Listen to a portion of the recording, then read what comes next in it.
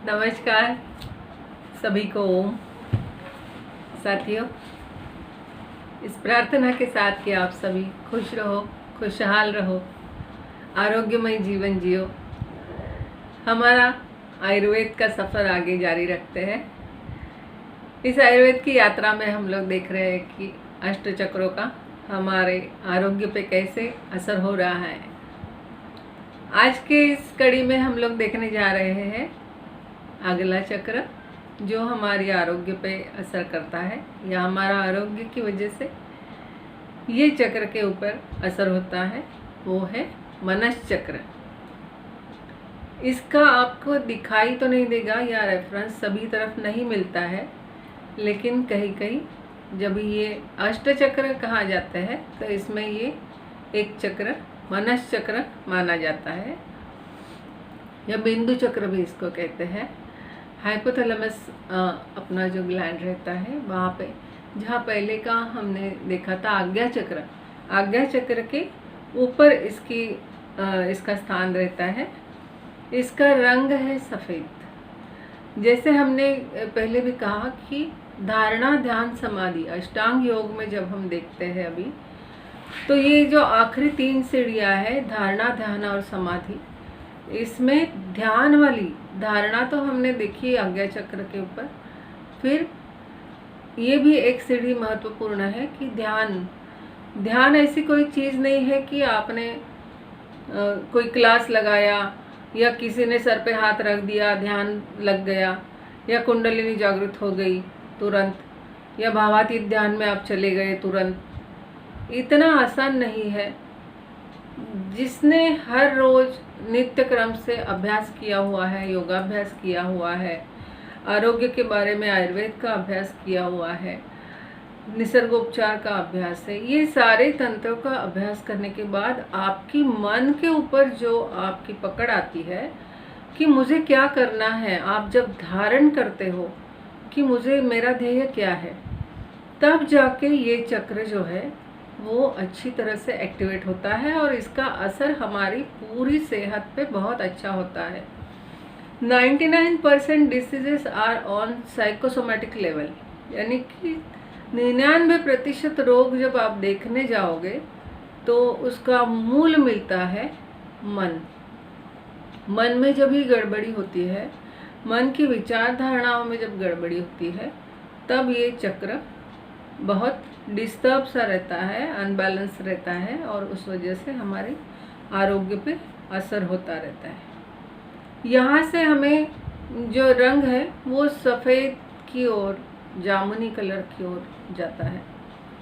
धीरे धीरे मन शांत होता है, इंद्रियां शांत होती है। मन से परे इंद्रियां है, इंद्रियों से परे बुद्धि है, बुद्धि से परे आत्मा है। आप अगर गीता पढ़ रहे हो या पढ़ोगे, पढ़ना भी चाहिए, अभ्यास करके पढ़नी चाहिए। मैं ये नहीं कहूँगी कि हर धर्म में फिर उसमें धार्मिक उहापोह आ जाता है कि यही क्यों पढ़े।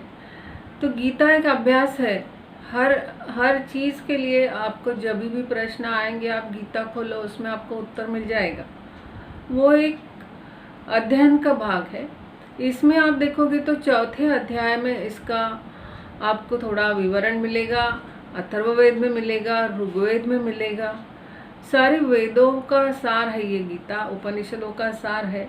तो आप जब भी वेद उपनिषद भी पढ़ोगे तो भी उसमें आपको ये चक्रों के बारे में या स्थान के बारे में, ये मनस चक्र के स्थान के बारे में भी आपको काफ़ी पढ़ने को या अभ्यास करने को मिलेगा।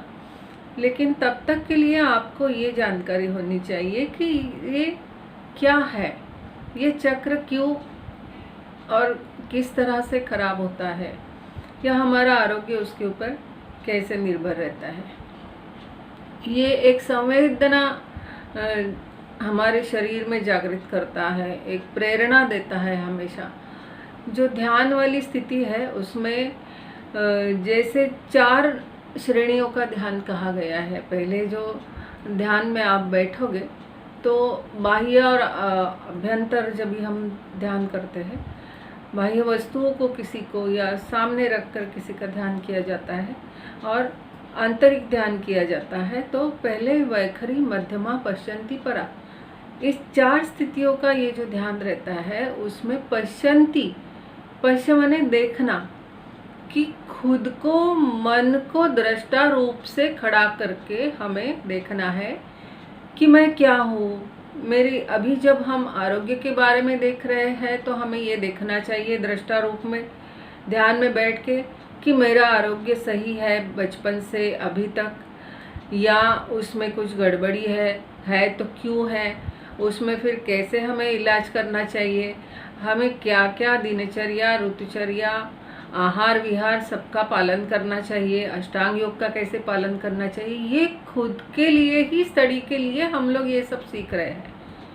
ये बाकी सभी को, जितने माहिर लोग हैं उनको तो मालूम है, हर एक जन अपनी अपनी फील्ड में माहिर है, लेकिन आपको खुद ही का डॉक्टर बनना है कि मुझे क्यों इस तरह से, मेरे कौन से चक्र के कारण मेरा आरोग्य खराब हो रहा है और मुझे बार बार दवाइयाँ लेना या बेचैनी सी महसूस होती है, शांति नहीं है ज़िंदगी में। तो बारंबार आपको मनस चक्र पे ध्यान देना है, मौन रख के। और आप जब नाम जप करोगे इसमें ओम का, बीज मंत्र का ही ध्यान करना है, प्रणव जप जिसको बोलते हैं हम लोग। वैखरी वाणी में ओम बोलते बोलते फिर मध्यम स्वर में, फिर पश्यंती यानी मन को दृष्टा रूप में खड़ा करिए और पश्य माने देखते रहिए कि श्वास आ रही है, जा रही है। जब हम श्वास लेते हैं तो और छोड़ते हैं उसे प्राणायाम कहते हैं।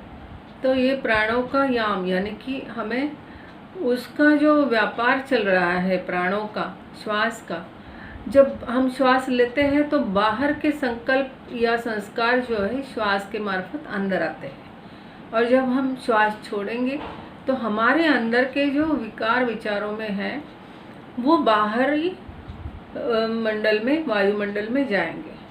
लेकिन जब आप मनश्चक्र का अभ्यास करोगे या ध्यान करोगे तो हमें ये बहुत अभ्यास पूर्वक इसे करना है कि ना बाहरी वायुमंडल में जितने भी विकार है वो सारे हमारे श्वासों की मार्फत हमारे अंदर आए, और ये भी हमें उतना ही रोकथाम करनी है। जब हम अपनी श्वास हम छोड़ेंगे तो अपने अंदर कोई भी विकार विचारों में ना आए और वो हम श्वास के साथ बाहर ना छोड़ें।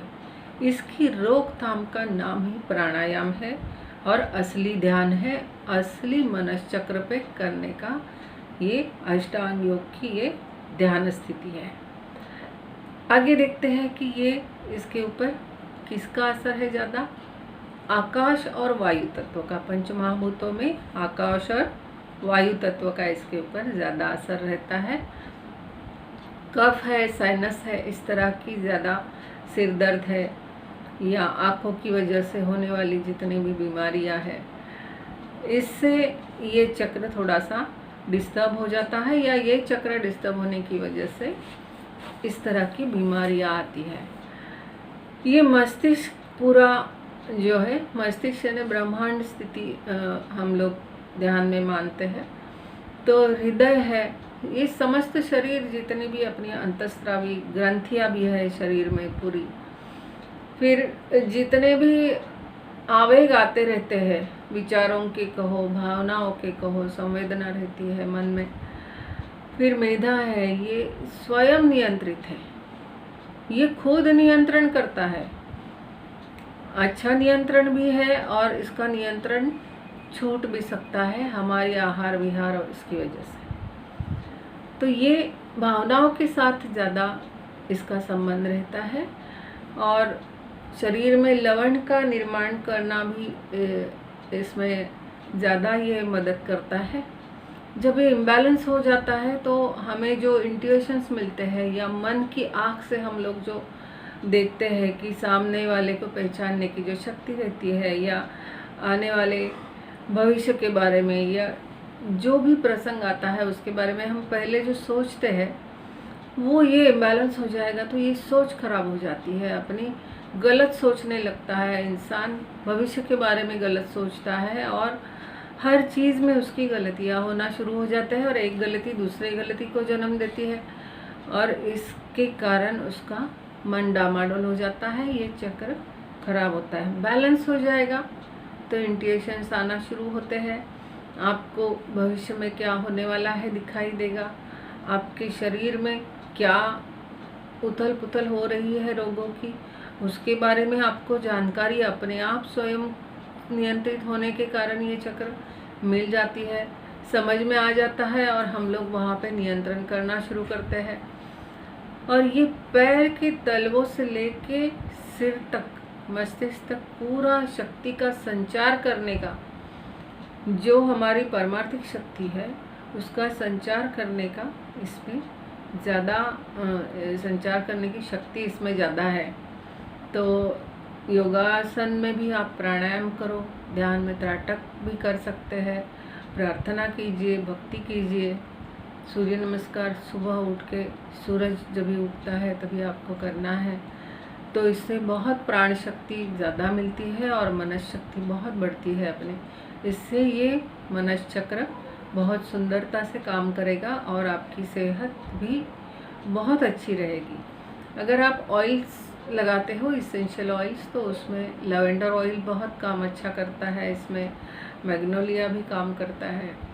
फिर स्टोन अगर आप यूज़ करते हो तो सफ़ायर है या कॉर्ड्स है, इस तरह के आप स्टोन धारण कर सकते हो।